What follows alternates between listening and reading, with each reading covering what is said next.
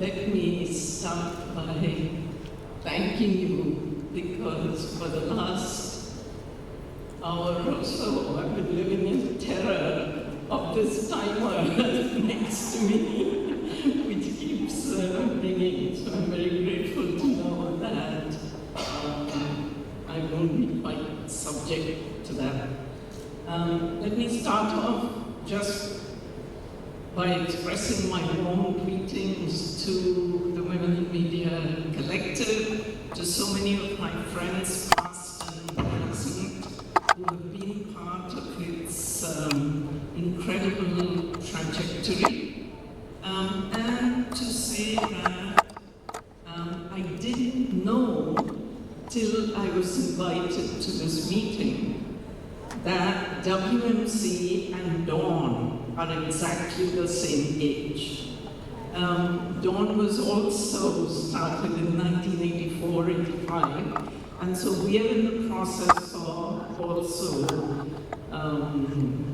commemorating our 40th anniversary. So it's a great pleasure, because we know how hard it's been to survive these 40 years.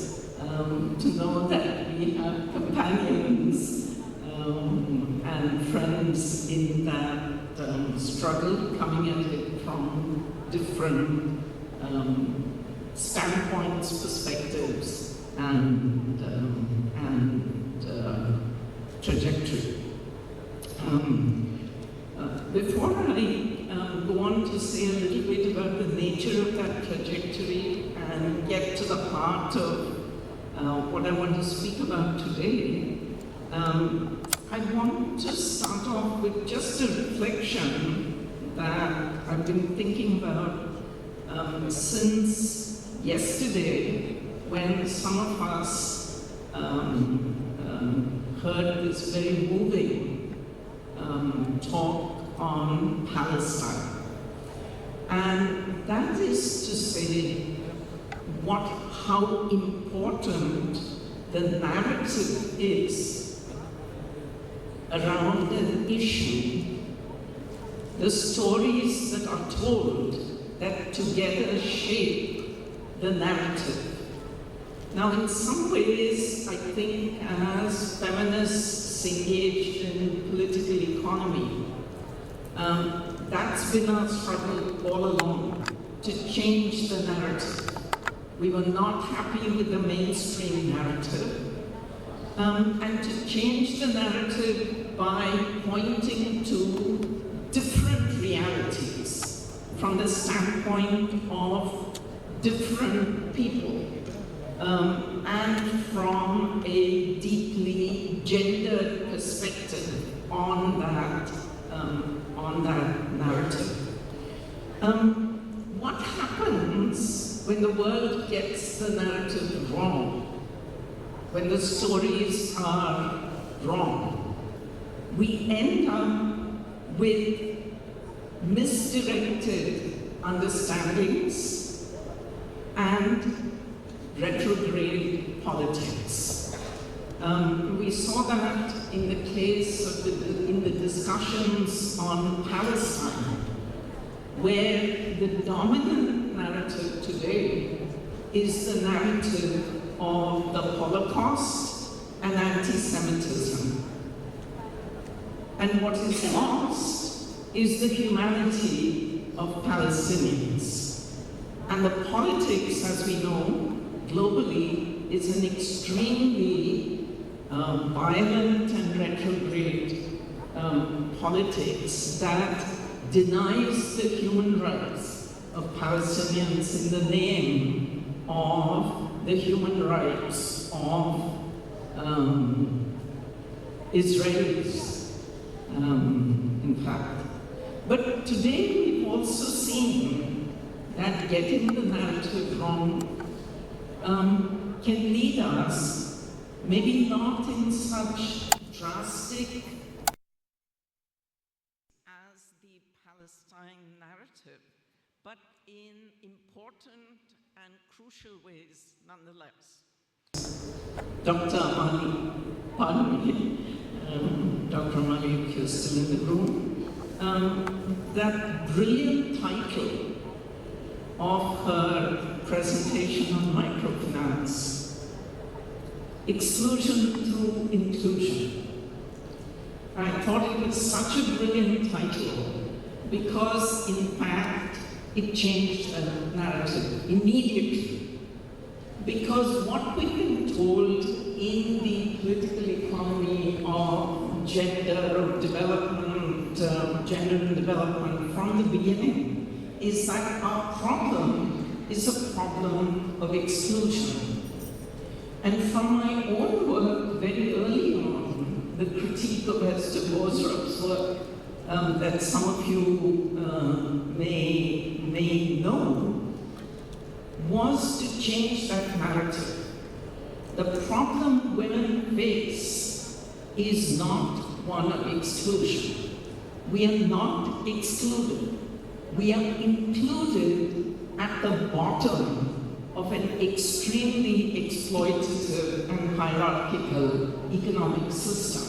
And it's that inclusion at the bottom that is responsible for what happens to us, how we are viewed, how policies are written about us, without us. All of that is about the nature of the inclusion, not a fact of exclusion. We also saw this and see it, I think, in the discussion around unpaid care that both Sepi and the previous speaker spoke about, which is again portrayed as a problem of exclusion. Counting women's work as the critical need. And I'm not making an argument against counting women's unpaid work or the value of time-use surveys. But if we don't manage and critique the nature of that counting adequately, we end up with speeches from the IMF about how if we only counted all of the work that women do, recording in progress, we would all not be poor anymore. Our GDPs would grow dramatically, global GDP would go up by trillions, poverty would come down, and inequality would disappear. Now we all know counting unpaid work isn't going to do any of those things as far as women are concerned. It's not going to change the fact that the poor woman doesn't have money in her hands to buy eggs and rice. Counting the amount of unpaid work that she does will never change that. But if we don't manage the way in which that narrative around the counting of work is handled, the mainstream then just runs away with that narrative and says, look at women's contribution to the global economy, to global GDP, and we can then all start forgetting about poverty and inequality. The one that I particularly want to talk about today is how the narrative around the body and its relationship to what we think of as political economy. Let me get on then to the question of Dawn's own origins 40 plus years back as a critique of the takeover of the so-called Women's Decade for Equality, Development and Peace. That decade, the narrative around that decade, by the time we started our work, had been taken over and made over in the image of the liberal feminists from the West. So it became essentially an emphasis on equality to the exclusion of development and peace. For us, when Dawn came together, 25 to 30, I forget the exact number of women, back in August of 1984, drawn from many countries of the global south, including, importantly, Kumari Jayawardena from Sri Lanka, who was part of that early Dawn work. We knew something was wrong with this narrative. This narrative simply did not suffice for our realities as women of the third world, as it used to be called at that time, women from the South. Something was wrong in this approach to women's liberation. And I want to say a little bit about my own trajectory. I was trained as an economist of the hardest kind. My PhD dissertation was in econometrics. And yet, I also was doing this at the time when there was a huge furor around the Vietnam War, around the nature of imperialism, around what it meant that there were coups and military takeovers all across the global south at that time. So in my own work, I moved from traditional economics to political economy to feminist political economy, and went in that trajectory from being a potential young professional at the World Bank and or the IMF, which is what many of my peers were headed towards, to becoming a student activist in the struggle for political economy, to teaching students at the New School for Social Research in New York, who were students running away from the coups and dictatorships of Brazil, Argentina, Uruguay, Chile, Iran, Indonesia, you name it. And then within that extremely left political economy milieu, learning that left political economy, left to itself, without the feminists, would neither seriously address gender or race or caste, and that we had to fight tooth and nail with our own brothers and sisters in those leftist political struggles. That trajectory, in a sense, mirrored where Dawn's beginnings were, and where the people who came together, like Kumari and others, asked the question, this talk about gender equality by itself and in itself is not telling our truth. And we asked that question, which we repeated many times in Dawn. What about development? Because remember, we're coming together in 1984, at the time when Ronald Reagan and Margaret Thatcher were wreaking havoc through the IMF and the World Bank and structural adjustment programs that reduced fiscal deficits and reduced spending on health and education, when UNICEF was telling us that child and infant mortality was going up because of this, and nutrition was going down. And we asked as feminists the question, yes, gender equality is important, but who needs an equal share of a poisoned development pie. That's not what we want.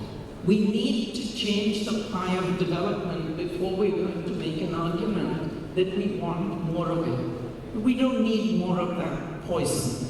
And so our argument from the beginning in Dawn became one of saying, how do we link development and equality? And of course, we had our Pacific sisters who were sitting in the middle of the nuclearization of the Pacific, when the Pacific Islands and ocean were being used to test nuclear weapons, saying that peace for us means dealing with that. It's not just peace against imperial wars, it's peace against the militarization that is poisoning our lives and our oceans. So the search for alternatives through collective organization led also, and at that time we were still talking anti-colonial, the importance of caste and race and inequalities on the basis of indigenous origins of disability, but we were still not talking very much about sexuality, a little bit about reproduction, because we had a critique of population bomb, population policies, which were about saying that family planning programs that ignored women's reproductive rights were in fact violations of our bodily autonomy and integrity. By 1990, in Dawn we had come to realize, and this was crystallized in a large interregional meeting that we had at that time, the importance of both the human body and the planetary body in terms of our understanding of political economy needed to change. And we began, therefore, our work on sexual and reproductive health and rights, as well as our work on political ecology. Remember, the UN Conference on Environment and Development was just ahead of us in 1992. Today, Dawn's work on political ecology, which I won't speak very much about beyond this, has gone into areas like the critique and the call for a ban on deep-sea mining in the Pacific, and what it might mean to not only the health of the oceans and the health of the people who depend directly on the oceans, but also greater understanding of its implications for climate change and our ability to deal with climate change. But let me get to the question of the human body then. Where and how and why does the human body become important? Now, Andrea Cornwall and others wrote a brilliant book some years back, which had the very evocative title, Development with a Body. Because for most development economists, bodies just don't exist. You do development, but it's as though there is no body to whom that development adheres or that it affects. And the question is, why does physicality matter? Now you ask any ordinary human being whether their body matters, and I think, of course, yes, it does. So where does it disappear? In development economics or in the political economy of development? It just seems to vanish. And we all know that the body is central to life, to living, working, experiencing, whether it's pleasure or pain, getting sick and dying. taken care of and taking care.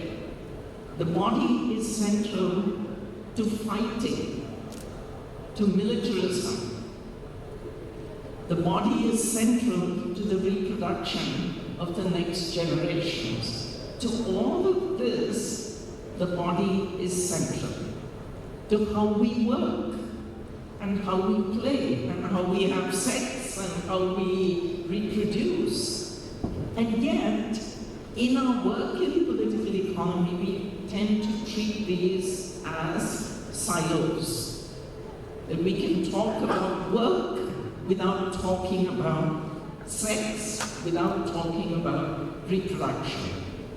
And yet, the woman worker in the factory will be the first to tell you that there is no way to talk about her exploitation without talking about the fact that she has half an hour for a break in that global assembly line during the entire workday, during which much of which she may be standing, half an hour during which she has to go to the toilet, eat her lunch, take her break, and move her body. And that when she's menstruating, that half an hour doesn't become 45 minutes. It's still half an hour. She's the one that will tell you that differently from the male worker in the workplace, sexuality, her sexuality, is central to how she is disciplined and controlled. She's the one who will tell you that she takes contraception even though she would actually like to have a child, because she knows if she gets pregnant, the job is gone. And because they will only allow single women into the workplace. So for the woman worker in the workplace, the politics of body, sexuality, and reproduction are central to her politics of work and the control of work. The body is central because it is about the exercise of power. That exercise of power is critical to how we think about human rights. Because if we had no concerns about power, we probably need not worry as much as we do about the nature of human rights. Human rights and power are two sides of the coin of control. And whether the ability to exercise power over our own beings, but also the power we exercise over others, expressed quite often through the body, including our own comfort or discomfort with our own bodies, which is especially true for younger people. But it's the way, it's through the body that we are disciplined. And anyone who's read Foucault's famous Discipline and Punish may remember the opening of that book. And I remember I just was, rocking after I read that, because he describes in brutal detail how this man who had attempted regicide to kill the king was dealt with. And, I won't brutalize you with the description of that. But he was essentially, through his body, as a public spectacle, to let everyone know what happens if you dare to even think of killing the king. As I said, ripped limb from limb, hot oil poured while he was still alive.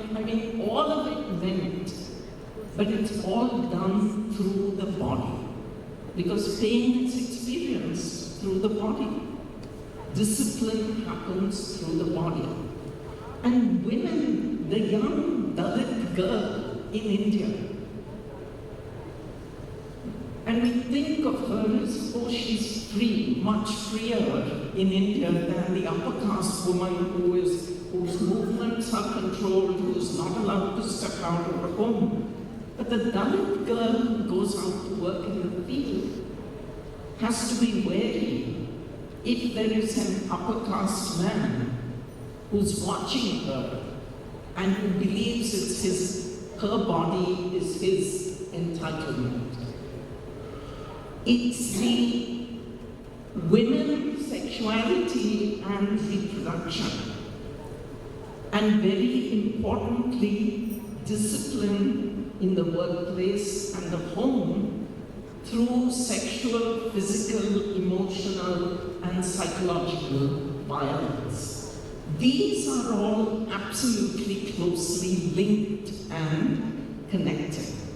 And in Dawn's own work now, and from the beginning on sexual and reproductive health and rights, we've tried to connect the way we think about sexual and reproductive health and rights to the political economy of development more broadly. So that partly we can bridge these. In the beginning it was the South-North divide among ourselves, because there were the feminists and women's organizations who said, please don't, reproductive rights is a northern agenda. It's not our agenda. We should be talking about women and health. And our argument, my argument certainly was, you can talk about women and health till you're blue in the face, but you will not get discussion of sexuality and reproduction unless you explicitly talk about it in the context of women, men, the political economy of health. And universal health coverage discussions will not talk about this unless we put it on the table and talk explicitly about this. Today, we're trying to recover those connections between what one might call broadly the right to development and sexual and reproductive health and rights, to bring the two together in a way that takes us past what is our current huge global challenge of an anti-gender, anti-SRHR backlash, which pits the North somehow as the champions of sexual and reproductive health and rights, and the South as the champions of development. And between these two, we essentially are trying to say, just 1 minute more, we're essentially trying to say, we're not going to choose between these two.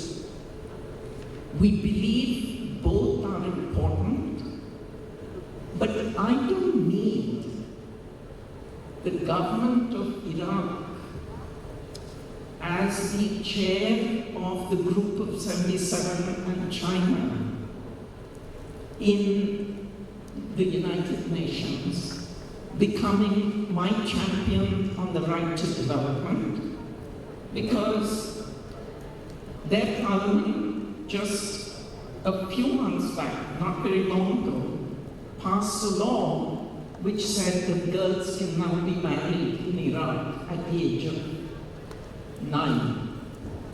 That's not my champion on the right to development. You cannot speak for me about the right to development if that's what you think of in terms of gender equality and sexual and reproductive health and rights. So we're trying to build a new coalition that says both of these things are important, shows how these are connected, and says that we in fact and it's a South-led coalition in which Sri Lanka plays and can play an extremely important role, given your background, given the nature of your government at this point, in its recognition of both sides of these issues, and no government is ever perfect. But in relative terms, it's very important that we have governments like South Africa and Brazil and Sri Lanka that are willing to take on this agenda in order for us to be able, finally, to bring together sexual and reproductive health and rights and the right to development as part of a holistic understanding of human rights. Thank you.